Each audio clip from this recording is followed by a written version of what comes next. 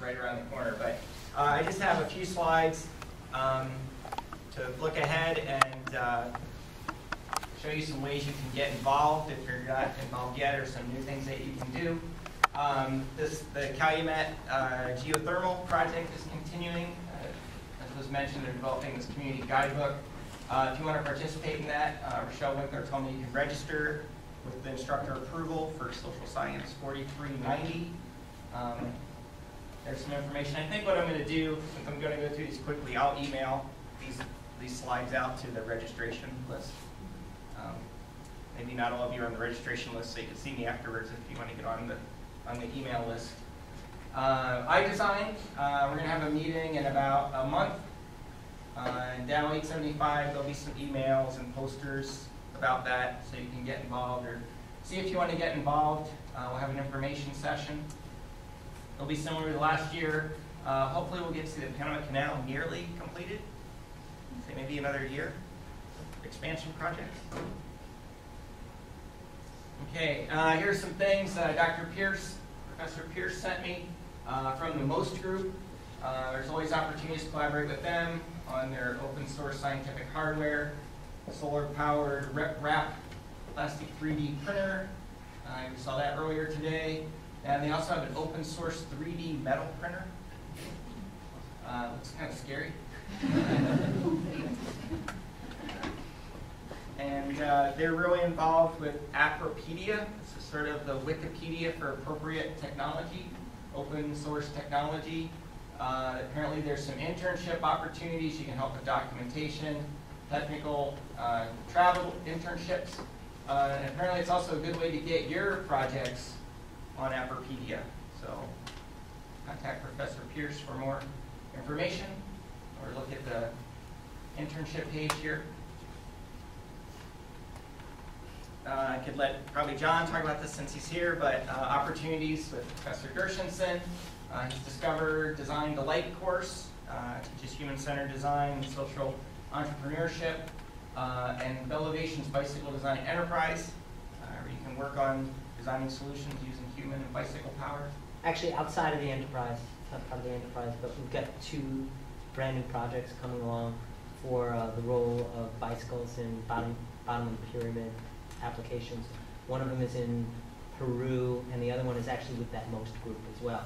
Oh, okay. So what happens is you could 3D print all of your spare parts for bicycle in the middle of rural wherever. Okay, here's what Engineers Without Borders is doing. The Guatemala project is continuing. They're hoping to travel at least for an assessments trip to look at a new well in one community and maybe a quick stroke project in another. And in Bolivia, they're continuing with the latrine project, some monitoring and ongoing assessment. They're also looking at starting a new program in Panama. So you can contact myself or Professor Norma Buring, who was here earlier as a moderator, for more information.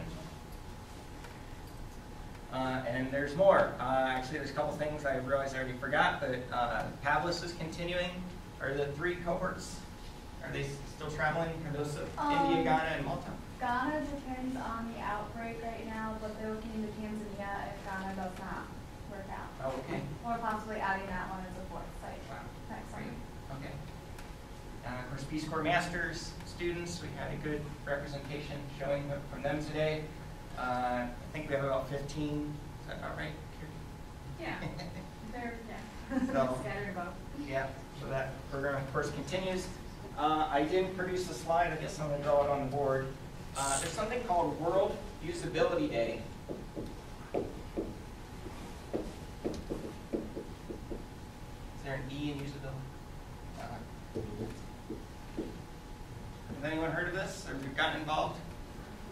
I think it passed already, though. I think it's in November. Oh, really? Okay. Yeah. The date, maybe I looked it up and... Chuck Wallace, right? Yeah.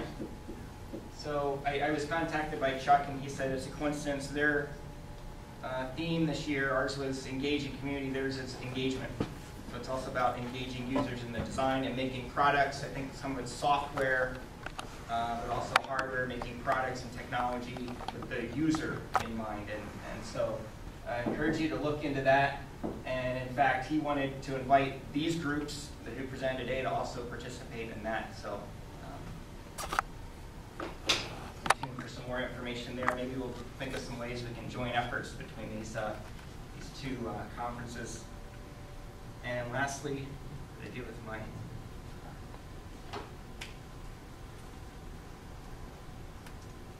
okay, well, just a few thank yous. I want to thank Sustainable Futures Institute for helping to sponsor this. They basically paid for the lunch, so thank them for the great lunch from the MUB. Bohemia Printing and Lance made your t-shirts. And the library provides some assistance. Someone in environmental engineering lets us do this, so we can thank them. Their supporters. Thank all the student volunteers today who helped lugging things around and setting up, helped with registration. Okay, there's a person on this list I want to recognize, Kelly Whalen. She's standing in the back. I haven't kept records of this, but Kelly has to have the record for the most D80 trips and probably long-term contributions to D80. We estimated she's gone on 10 D80 trips. As an international senior design student, then as a mentor, as a project leader for Engineers Without Borders. She participated in her international research experience in Tanzania, and we're not counting her co-op in Kenya, so that if we count that, that's 11 international experiences. And didn't you do something else, like in Panama, that was separate? I did a Pittsfield workshop. Yeah, Tanzania. Yeah. So anyway, Kelly, if you come up here, just have a little token of appreciation for you.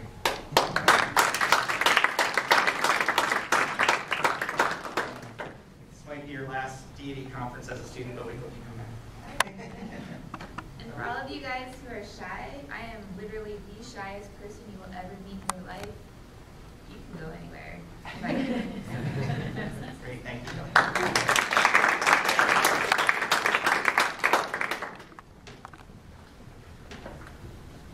Thanks to everyone who made this a great day. We had some great speakers, and thanks to the faculty for putting on some workshops. It's always great to have. Thanks to session moderators. I want to thank faculty advisors.